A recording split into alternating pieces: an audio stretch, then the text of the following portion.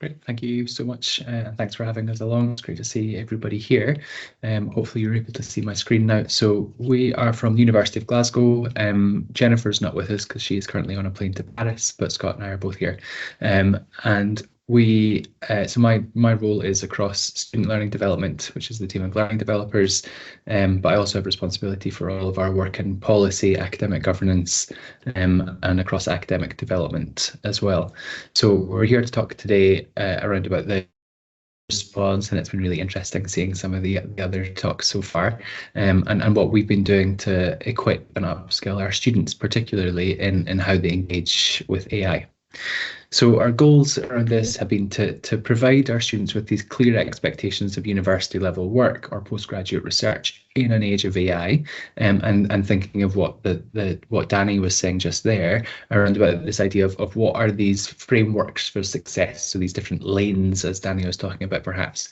But these frameworks for success has been the language that we've been using to try and provide students with the ability to integrate into higher education in a world where AI is the central part of what we are doing and how we are engaging with our subjects, with our learning, and with our assessments.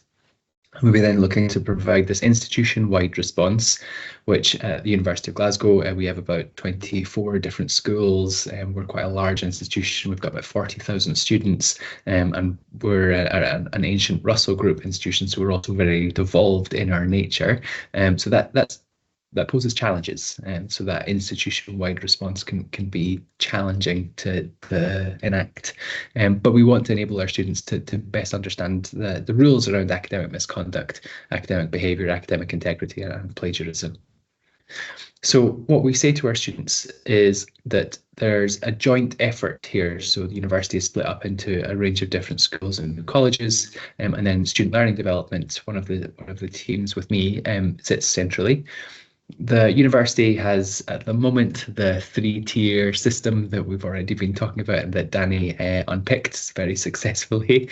But our default assumption is that students will make use of AI in their assessments. So as an institution, we take the policy that is our default approach.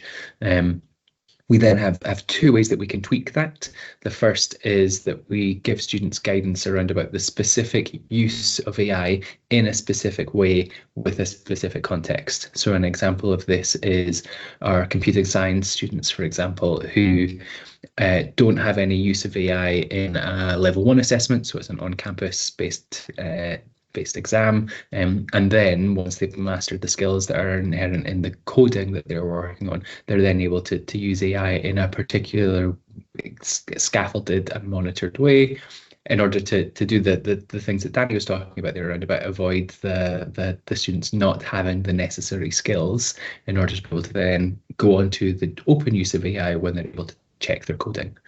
And the third is non-use of generative AI, which tends to be in things like paper-based exams and so on. So our approach then has been to try and upskill and embed these policies and procedure details with our students, and provide a policy that is consistent in its approach, its wording, its action, and its philosophy, and in which is applied in all cases whatsoever. So avoiding the idea of students having different rules in different areas, different rules in different subjects. In the Scottish sector, for example, in the Scottish system, students tend to study a broader number of subjects in their first and second years before focusing in on their third and fourth years. And so students can be studying psychology for 1 hour and then Scottish literature for a second, and having that real disparity of philosophy or guidance there is unsettling for students, and also doesn't make them feel as if the university has a coherent approach. So thinking back to Josh's comment around about policy, and whether students think that we have that consistency of policy or that clarity of policy, we've been working really hard to get to that. We've also been focused on this idea of the responsibility for our stakeholders that incorporates academic integrity within the work that the students are undertaking, with or without AI, and that all of this is easily accessed. both for staff, but especially for students. And then we have a range of support systems that encourage this best practice in academic integrity. And so at Glasgow, we've been doing this through a compulsory course that all of our undergraduate and postgraduate taught students take. So it's probably the biggest course in UK higher education. There's about 16,000 students complete this course every year. It's run by SLD, and that has key elements of academic integrity and the use of AI, including practical elements around about the actual adoption of different tools. And then we also have a MOOC that we've been running, which is all about the ethics and the philosophy of academic integrity with AI. So how we use AI in our studies. And I'll pass over to Scott. You can hear me now, right? So a couple of examples of how we've articulated this to students. So Andrew's talked about everything from the back end, from the policy end, and what we say to students in particularly our central department, student learning development, which Andrew mentioned at the start. We emphasize this model. So in each of these boxes, you have suggestions of what AI tools might be useful for, and we try to say actually as well, think about how some of these might be on a spectrum of what you might class as AI, maybe some of them aren't so much. So for example, mapping ideas and topics across time. If you were to use something like ResearchRabbit to feed in one article and then get a map of how the references in that all reference each other, and you can see which papers tend to be central. Maybe that's not artificial intelligence, but it's part of a suite of tools that will go beyond asking your favorite large language model to just tell you where to start for your research, for example. But the overarching role in that darker blue box around there is where we stress to students it's up to you to be curating, checking for sense and for mistakes, to be pulling together something that is uniquely yours, and so on, and ultimately creating a piece of output that addresses the actual research question, which often does not happen if we simply rely on the AI, or at least what we want to say about this as well is this has been our approach for the past couple of years, and Andrew will come back after I show you these examples to talk about what we're currently thinking of modifying the student-facing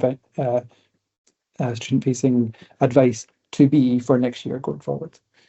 So then we also say to them, if you could click next, please, Andrew. Oh, it's just come up now. Overall, we try not to stigmatize AI. We say we recognize you're going to use it. Let's talk to each other about how you should use it, but some sort of red lines. So if they're going to put in any information that comes from someone else, then they should make sure that they have permission to do that. We do have a ring-fenced local version of Copilot, which is maybe very common practice, but still, even if that's not going outside of the walls of the university, make sure they have permission to be using it.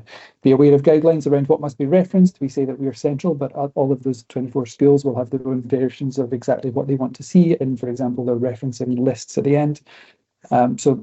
Explaining how AI is used, maybe not saying we're going to treat it as a source in the way that we would typically reference things, but instead be prepared to discuss how the AI was used to reformat the data from a table into some other format, for example.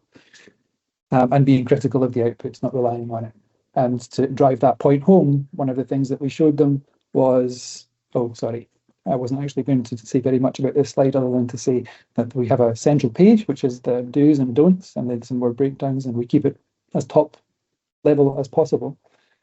And then we show them 2 more slides on, please, Andrew, as a nice demonstration of it. The abstract for my PhD thesis. And in this, all of the sentences are color-coded, broadly speaking, with the colors of the rainbow. And we asked for feedback on it. And if you could come to the next slide, please. We obviously spend more time than I'm spending with you on it, but the feedback that it gives says this is generally pretty good. But if you look at the final sentence, it says consider breaking down some of the complex sentences for better readability and ensure that the terminology is clear and accessible to a broader audience. One of Andrew, co-presenter's favourite things to say about a PhD is it's the highest reward that mankind can bestow upon mankind. And is that piece of advice really suitable for when you're trying to prove that you're at the top of your game? Perhaps not. So that's a fairly easy win, and be critical of the output. But then we also showed them, I'm a scientist, so I like to do the negative control experiment. We showed them what happens when you scramble that same paragraph and say, give me feedback on this paragraph. And it's a large language model, so you might expect that it would be good at analysing when language doesn't really look like language. Long story short, the feedback it gave on the next slide also said, your paragraph provides an in-depth overview of the research conducted in your thesis, and said, well done, essentially. So that should be hopefully ringing the warning bells with our students. And then as one final experiment, we said, okay, let's get the large language model to rewrite that scrambled paragraph to sound more like a PhD thesis abstract, which it successfully did.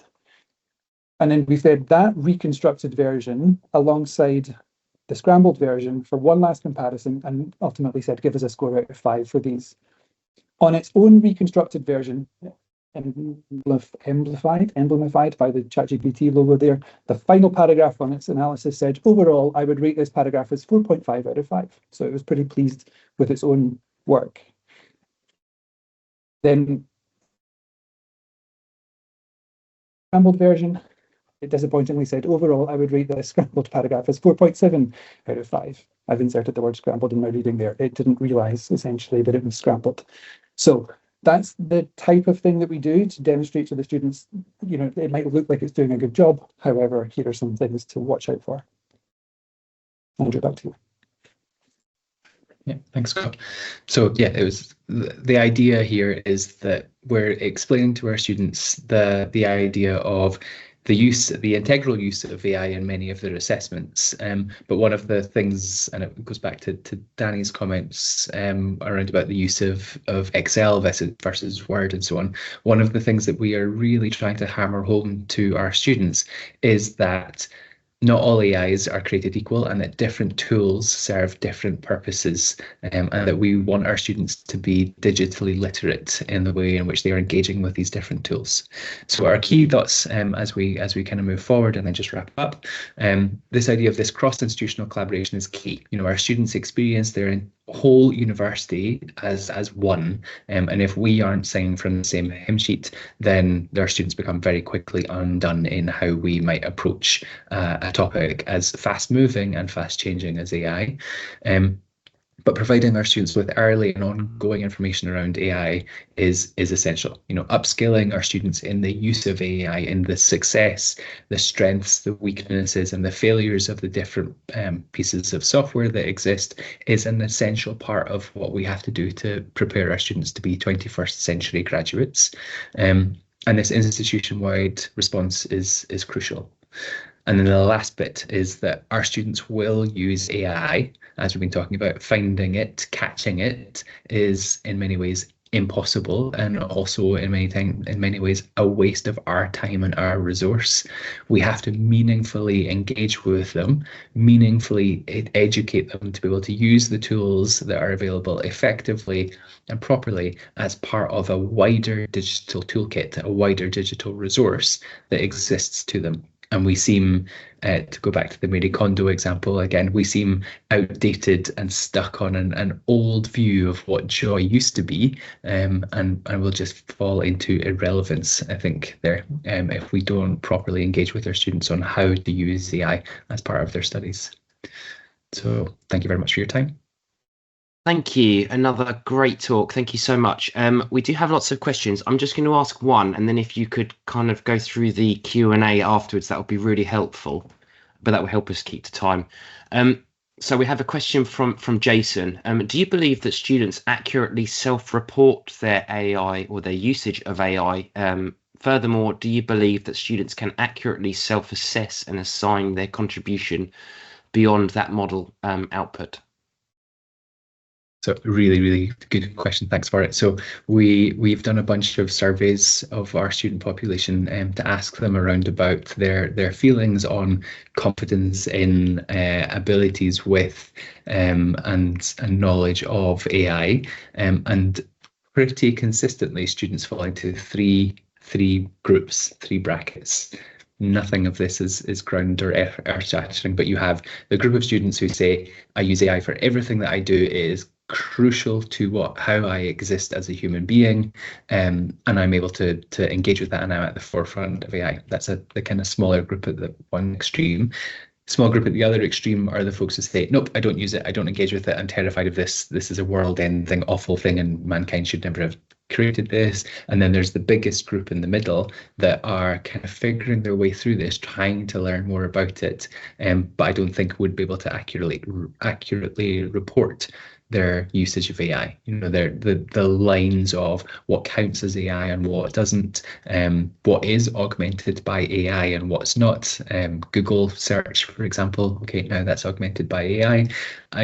I'm not convinced that they would be able to always clearly articulate that. And so that's one of the, Scott's example there, that's one of the things we've been trying to do, is to teach the students holistically what do these different tools do well, so that they can see the role that they, and less well, so they can see the role that they play within studies and within research. Great, thank you. If we were better at telling them how to articulate what they had done, then I think they would feel more confident. I don't even think of it, when we submit to journals, for example, I have consistent guidance on how to say, we used AI to help with this part of the manuscript, for example. And until we get that clear with what we're looking for, I think it's going to be very difficult to expect the students to do it in a way that satisfies us. Yeah, that's a great point, Scott. Thank you.